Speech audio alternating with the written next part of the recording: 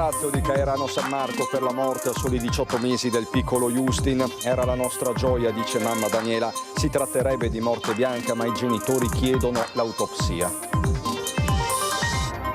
Sparatoria di Chiarano, continua la caccia al 52enne Alex Lucchesi, in fuga dopo aver sparato al genero. Lo stesso giorno, dopo essersi incontrato con il figlio e la fidanzata, ha preso un treno diretto a Mestre. 1 migliaio di persone al Palateatro di Fontane di Villorba per l'addio alla 21enne morta a 5 anni dall'aneurisma. La sua storia aveva commosso tutti. Inchiesta a Casa Zero archiviata, nessun risarcimento ai privati, non si arrende il legale degli ex clienti. Valutiamo di costituirci come parti civili nel procedimento per truffa ai danni dello Stato. Fa una spesa di 580 euro al supermercato, ma paga soltanto un prodotto con la complicità della cassiera. 2 donne arrestate a Castello di Godigo. E a Treville di Castelfranco la polizia locale allontana un gruppo di giovanissimi che aveva incendiato le giostrine di un parco giochi, fiamme spente. La giornata di pioggia ha mandato in tilt la città di Treviso, traffico paralizzato all'ora di punta, auto incolonnate tra i cantieri e in stazione il sottopasso pedonale chiuso perché allagato. Un viaggio a ritroso dall'astrattismo al figurativo. La mostra evento di Marco Goldin a Treviso aprirà i battenti il 15 novembre al Museo di Santa Caterina, esposte opere del valore di 1 miliardo. Anche stasera il grande calcio spagnolo della Coppa del Re, in esclusiva su Antenna 3 dopo lo spettacolare 4-4 ieri tra Barcellona e Atletico Madrid. Alle 21:30 l'altra semifinale Real Madrid contro Real Sociedad. Bentrovati, buonasera telespettatrici, telespettatori di Antenna 3. In primo piano per questa edizione trevigiana dei nostri telegiornali lo strazio di Caerano San Marco per la morte a soli 18 mesi di Justin Valentin. Il dolore innanzitutto è quello dei genitori. Ai nostri microfoni parla la mamma Daniela che dice: per noi era la nostra gioia, era tutto. Genitori che chiedono all'ULSS 2 di procedere con l'autopsia perché vogliono chiarezza, vogliono assoluta chiarezza sulle cause del decesso. Un bambino molto vivace, tanto allegro, tanto vivace, tanto col fratellino insieme che giocavano sempre. Ogni sera era un spettacolo in casa nostra, ogni sera era uno spettacolo, sempre cose diverse, sempre giochi diversi. Era una gioia guardarli, una gioia guardarli. Era un bimbo sano e felice, Justin Valentin Grigoras, 18 mesi appena, così lo descrive mamma Daniela sull'uscio della propria abitazione a pochi passi dal centro di Caerano San Marco. Sono passate 48 ore dal dramma e in questa casa nessuno si dà pace, né il papà Gheorghe né i fratellini di 7 e 14 anni. Da lunedì mattina la loro vita è cambiata per sempre, una giornata come tante è diventata ben presto un incubo. È successo che alle 6:30 si è svegliato, chiedeva del papà, gli ho detto il papà non è là perché è andato al lavoro e il fratellino che dorme là.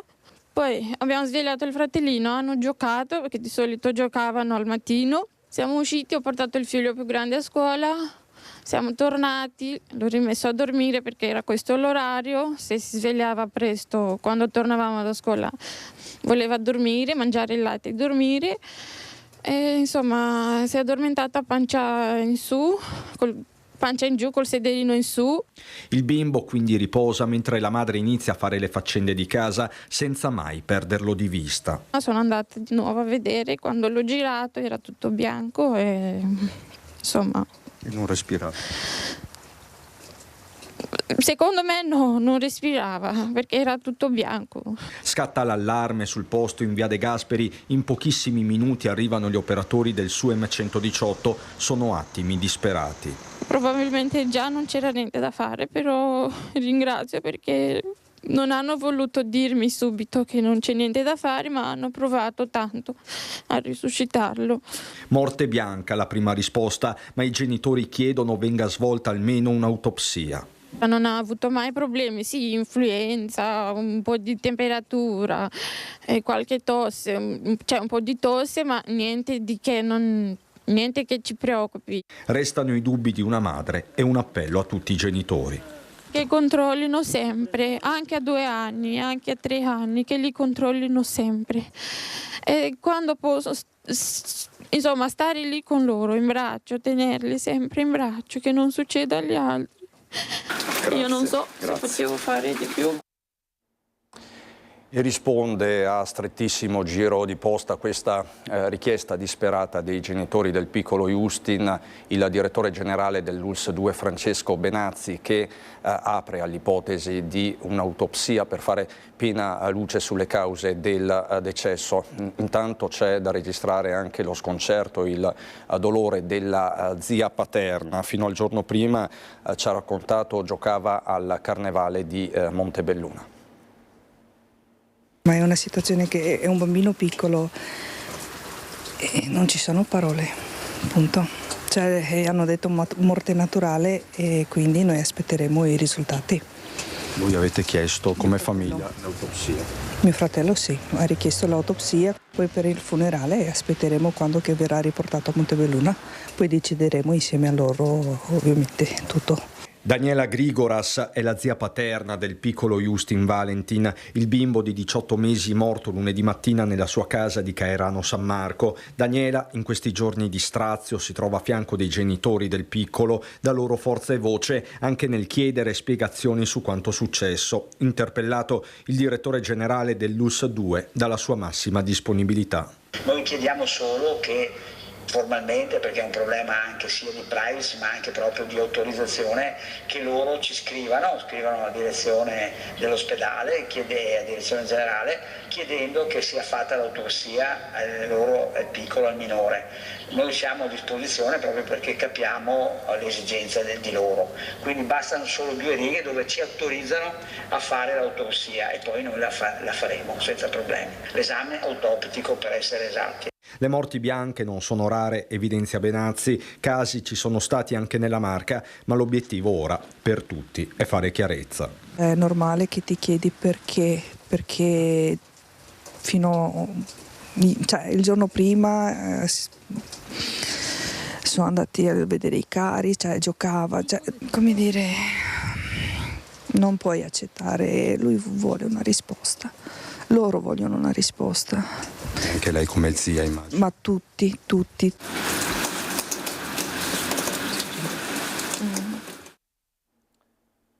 E torniamo sul tentato omicidio di Chiarano di lunedì mattina, perché Alex Lucchesi, il 52enne che ha ferito gravemente il genero, non si trova. È uccella di bosco, la caccia è aperta in tutta Italia. Ci sono degli aggiornamenti però, come quello che racconta il fatto che l'aggressore Lucchesi abbia preso il treno per Mestre già nella giornata di lunedì. È partito dalla stazione di San Donà di Piave. Stiamo cercando anche con l'arma territoriale nostra e anche con le altre forze di polizia, sono state allertate appunto per la ricerca di questo soggetto. Procede per cerchi concentrici la caccia ad Alex Lucchesi, il 52enne che lunedì mattina in centro a Chiarano ha colpito con un'arma da fuoco il genero Gregory Malacarne, di 29 anni, residente a Susegana, tuttora ricoverato in area chirurgica al Cafoncello. Subito dopo l'aggressione e la fuga, l'uomo di origini sinti avrebbe incontrato in un'area isolata il figlio 36enne Donovan Locato e la fidanzata di quest'ultimo, la pordenonese Deborah Polato, 52 anni, e proprio dal figlio Lucchesi si sarebbe fatto accompagnare fino in stazione a San Donà di Piave. Qui avrebbe preso un treno per Mestre. Quello che sembra dalle prime ricostruzioni che abbiamo fatto, però da lì poi potrebbe essere andato in varie zone, per cui stiamo cercando di capire qual è l'area dove potrebbe trovarsi e quindi concentrare eventualmente le ricerche in quell'area. Potrebbe essere nascosto da parenti o sodali Lucchesi, forte anche di una rete criminale coltivata negli anni, numerosi precedenti per furti e rapine. Può quindi il 52enne, residente a Chiarano in una casa Ater, essere definito un soggetto pericoloso? È un soggetto che ha sparato, in questo momento chiaramente sempre presunzione di innocenza, però un soggetto che ha sparato a un altro, pertanto ancorché non armato, perché comunque ripeto la pistola è stata recuperata, è un soggetto sul quale sicuramente sicuramente dobbiamo fare attenzione. Pistola, una Glock già ritrovata lunedì sera in zona Cessalto nell'auto della fidanzata del figlio di Lucchesi, incensurata ma attualmente in arresto per porto abusivo d'arma. Su Glock e bossoli i rilievi del RIS di Parma. Quanto al motivo dell'agguato restano dei punti interrogativi. Il movente potrebbe essere, come riferiscono anche i familiari, uno screzio che c'è stato nei giorni precedenti, ma su questa natura dello screzio dobbiamo ancora fare degli approfondimenti, perché non è ancora chiaro da cosa derivi questo litigio che poi ha provocato questa reazione. 1 migliaio di persone per l'addio a Marta Mazzucato, 21enne morta 5 anni dopo l'aneurisma che l'aveva colpita. Presenti anche le istituzioni, il ricordo della sorella e degli amici a Fontane di Villorba. Sei luce, stella che ci illumina e non ci fa perdere nel buio.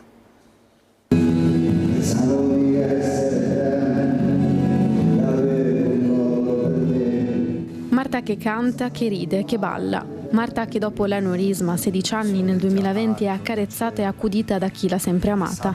Inizia con il video della canzone La stella di Marta, a lei dedicato l'ultimo saluto. Una rosa bianca a ciascuno, ogni petalo il simbolo della cura, della dedizione e dell'amore con cui Marta è stata accompagnata nel suo cammino. Sulla bara un'esplosione di colori che anticipano la primavera, il movimento e la gioia della pace e della forza. 1 migliaio di persone hanno voluto dirle addio nel Palateatro di Villorba, dove la pioggia e il cielo cupo non hanno scalfito il ricordo della gioia e dell'amore che Marta ha portato nella vita di chi l'ha conosciuta. A uno si sono susseguiti i ricordi del bene che le persone le hanno voluto e che lei ha generato intorno a sé. Prima tra tutti la sorella Valentina, sempre accanto a mamma Barbara e papà Gianluca. Il bisogno di proteggerti come sorella maggiore, perché pensavo di essere più forte di te. Eppure si sono invertiti i ruoli in questi ultimi 5 anni. Tu sei diventata la roccia, ogni progresso per non vederci tristi. Hai regalato alla mamma, al papà e a me 5 anni, in cui abbiamo imparato insieme il significato di cura, amore puro e solidarietà. La paura di dimenticare i tuoi abbracci e i tuoi baci è costante, ma finché la serenità che ci hai donato continuerà a guidarci, allora non c'è nulla da temere. Arriva in alto, piccola stella, e illumina le nostre vite. Tua Vale. Il ricordo delle operatrici che l'hanno seguita e aiutata nei momenti difficili, il volley di Fontane che durante questi 5 anni ha organizzato tornei di solidarietà per la sua famiglia, poi i compagni di classe e gli amici. Ridevamo, correvamo spensierati e già allora sapevi di essere la nostra luce. Volevi essere la fata del sole, perché in fondo lo eri davvero. Splendevi, illuminavi tutto intorno a te. Marta ha seminato tutto quel bene che ha ricevuto dal paradiso, che ora restituisce al paradiso, a Dio, e che ha potuto seminare nel brevissimo tempo, ma facendo della sua vita un capolavoro. Le parole di Don Enrico che ricorda la forza e il coraggio che la famiglia di Marta ha sempre infuso, determinazione e unità, un'unione fatta di tanti cuori, ponti che uniscono la terra al cielo, di dove Marta splende come una stella da seguire per non perdersi mai. Non è facile farlo da ferma quando il mondo ti corre di lato. Non è facile imparare di nuovo ogni gesto del tuo passato. Questo è il racconto di Edi Caliman con le immagini di Nicola Marcato. Adesso con Daniela Sizia, la cronaca giudiziaria, l'inchiesta Casa Zero, inchiesta che è stata archiviata, nessun risarcimento ai privati, ma non si arrende il legale degli ex clienti danneggiati. Dice valutiamo di costituirci come parti civili nel procedimento per truffa ai danni dello Stato. Io ho un debito nei confronti dell'Agenzia delle Entrate di 83.000 euro a monte di lavori zero. Non ho nulla, un chiodo piantato, zero. Così aveva raccontato una delle persone finite nella trappola di Casa Zero. La speranza che il procedimento potesse andare avanti si è infranta con la decisione del GUP di Treviso, che ha accolto la richiesta di archiviazione presentata dal pubblico ministero Massimo De Bortoli. Secondo il giudice non ci sarebbe stato un danno diretto nei confronti delle persone fisiche. C'è rammarico, ci dice l'avvocato Negrini, che assiste una parte degli ex clienti di Casa Zero. Ho comunicato, come ovvio, il provvedimento ai miei assistiti, con i quali faremo adesso alcune valutazioni rispetto alla eventualità di costituirci parte civile nel procedimento che inizierà ad aprile per truffa ai danni dello Stato. Rispetto all'archiviazione, il legale ci dice: ovviamente non la condividiamo, ma nel provvedimento del giudice ci sono 2 passaggi importanti. Il GIP ha fissato 2 punti importanti a nostro avviso. Il primo è che il raggiro in danno delle persone offese sia pacifico. Il secondo è che questo raggiro è stato preordinato dall'inizio. Rimane forte la paura per gli ex clienti di Casa Zero che l'Agenzia delle Entrate possa chiedere indietro il corrispettivo dei crediti fiscali ceduti al Consorzio di Nervesa per la realizzazione di lavori di ristrutturazione che avrebbero dovuto essere eseguiti attraverso il bonus 110%, interventi che però non sono mai stati portati a compimento o addirittura non sono mai iniziati. Soddisfatto invece il difensore degli indagati. L'ordinanza del GIP di Treviso ha abbracciato le argomentazioni tecniche offerte sia dal pubblico ministero sia dalla difesa a sostegno dell'invocata archiviazione. Noi peraltro abbiamo sempre palesato l'inconsistenza evidente di truffe ai danni dei privati cittadini, se non altro per la carenza di un danno evento di carattere patrimoniale e rilevante in sede penale. Resta in piedi invece il provvedimento riguardante la truffa verso lo Stato e gli intermediari, arrivato all'udienza preliminare in programma il prossimo 22 aprile. Rimaniamo in tribunale a Treviso per l'incendio alla PMG di Volpago del Montello. Il rogo scoppiò il 5 gennaio del 2022. Il fuoco distrusse gran parte dello stabilimento dell'azienda di trasporti PMG di Volpago del Montello. Secondo la procura, le fiamme furono dolose. A scatenarle sarebbero stati il 33enne titolare della ditta e la madre 65enne. I 2 devono rispondere dell'accusa di incendio doloso e frode assicurativa. Secondo gli inquirenti sarebbero stati loro ad appiccare volontariamente il fuoco all'interno degli uffici della PMG con l'uso di liquido accelerante. Incendio che prese forza dopo aver raggiunto 2 contenitori con 1800 kg di sostanza altamente infiammabile. Questo secondo la Procura di Treviso per incassare il premio assicurativo che era di 2 milioni di euro. Il pubblico ministero ha chiesto 2 anni e 4 mesi per l'uomo e 2 anni per la mamma. Il 13 marzo la sentenza. Vicenda davvero curiosa a Castello di Godego, dove una donna fa una spesa di 580 euro al supermercato ma paga soltanto un prodotto con la complicità della cassiera. Entrambe sono state arrestate. Un carrello colmo di prodotti di ogni genere. Una donna cubana di 34 anni residente a Bassano del Grappa ha deciso di fare la spesa al supermercato Prix di Castello di Godego per ben 580 euro. Ma una volta raggiunta la cassa si è rivolta alla commessa, 48enne connazionale ma residente da anni a Castelfranco Veneto, che scansionava un solo prodotto di scarso valore per disattivare il sensore antitaccheggio, consentendo così alla complice di oltrepassare l'uscita senza destare sospetti. Peccato che ad accorgersi di quanto stava accadendo è stato il responsabile dell'esercizio commerciale, che ha immediatamente allertato i carabinieri. Sul posto gli uomini dell'Arma di Castelfranco, che hanno subito bloccato in flagranza di reato le 2 complici che dovranno rispondere dell'accusa di furto aggravato in concorso. La refurtiva è stata interamente recuperata e restituita al legittimo proprietario. Le indagini sono in corso per approfondire eventuali ulteriori episodi simili.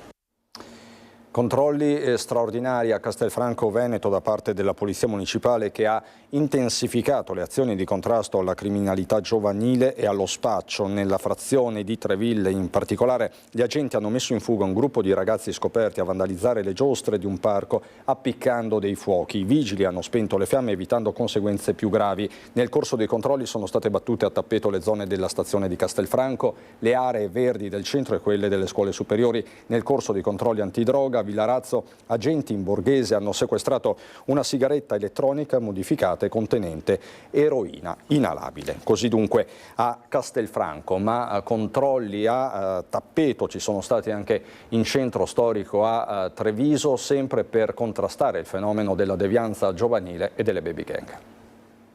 L'area della stazione dei treni e delle corriere, via Roma, piazza Borsa e poi le vie Fiumicelli, Toniolo, Zorzetto, i giardini di Sant'Andrea e piazza Duomo. Ha interessato anche Treviso l'operazione di contrasto alla criminalità giovanile conclusa dalla Polizia di Stato in tutta Italia. Nel capoluogo della Marca, battute dunque a tappeto dagli agenti le zone calde del centro storico, dove si sono verificati negli ultimi tempi i più gravi episodi di cronaca da parte di baby gang, bulli e sbandati. Ai giardinetti di Sant'Andrea un giovane trovato in possesso di alcune dosi di hashish è stato sanzionato. Un altro ragazzo, in evidente stato di ubriachezza davanti al supermercato di via Zorzetto, è stato sanzionato ed allontanato. Una serata, un incontro con il sindaco Mario Conte e lo psicologo Jacopo Lodde per trovare soluzioni e prevenire la piaga proprio delle baby gang. Esiste un caso Treviso? Beh, esiste qualche problema a Treviso di sicurezza, lo dimostrano l'aumento delle disposizioni prese nel corso del 24 che aumentano il 50% rispetto al 23, i DASPO e i fogli di via, quindi c'è un problema di sicurezza che è anche percepito. Per l'ex consigliere Sbarra il problema esiste e non si può negare, per questo da tempo ha lanciato l'idea degli stati generali della sicurezza e del benessere, baby gang, disagio sociale, droga. Treviso troppe volte al centro della cronaca, una serata nel cuore della città per discuterne con il sindaco Mario Conte, accanto a loro lo psicologo Jacopo Lodde. Obiettivo: trovare possibili soluzioni per affrontare e prevenire la piaga. Esiste un caso Treviso? Treviso non è esente da questo rischio, è altrettanto vero che poi la differenza con le altre città lo fa da come tu reagisci a questo fenomeno, pensando che non è un problema ma è un disagio che i giovani stanno manifestando, talvolta nel peggiore dei modi con dei veri e propri reati. È altrettanto vero che qui le istituzioni stanno reagendo. Proviamo a capire se si può creare un percorso virtuoso che ci possa allontanare dalla discussione sul problema e farci andare verso la soluzione del problema. Hanno bisogno di riempirsi la testa di qualcosa che possa dargli piacere e non possa fargli vivere solo situazioni di forte rabbia legato al mondo che vorrebbero avere e all'esame di realtà che poi fanno tutti i giorni. Treviso che questa mattina è andata in parte in tilt causa pioggia. Una cascata d'acqua che dalla scalinata si è riversata nel sottopasso della stazione ferroviaria di Treviso, allagandolo e rendendolo di fatto inutilizzabile, e la giornata di pioggia si è trasformata in un caos. Traffico in tilt sul Put, città paralizzata, auto incolonnate a Passo Duomo e tutti coloro che pensavano di raggiungere il centro città dai quartieri sud utilizzando il sottopasso costretti a fare dietrofront. Disagi enormi dal punto di vista della viabilità e anche per quei trevigiani che volevano andare a prendere il treno oppure non volevano utilizzare l'auto visto che il traffico era bloccato e volevano andare al lavoro in centro a piedi e si sono trovati, oltre ai disagi di un cantiere infinito della stazione, anche i disagi di un sottopasso ferroviario che era allagato ed è stato allagato dalle 8 di mattina fino a oltre l'ora di pranzo. Opposizione all'attacco dell'amministrazione comunale per la questione cantiere della stazione ferroviaria, che già nei mesi scorsi aveva visto il sindaco Conte convocare i vertici di RFI per i lavori a rilento e i disagi. Va individuate le motivazioni, il colpevole che dovrà scusarsi e porre rimedio perché questo disagio non succeda più. Attualmente vediamo un disagio che è davvero importante e quindi bisognerebbe gestire anche l'impatto pubblico di questi cantieri affinché il disagio arrecato non sia superiore ai benefici del cantiere e delle opere realizzate. Siamo pronti a svelarvi la grande mostra che da metà novembre terrà banco a Treviso. Vi dico solo che saranno esposte opere per un valore di 1 miliardo, ma tutti i dettagli subito dopo la pubblicità.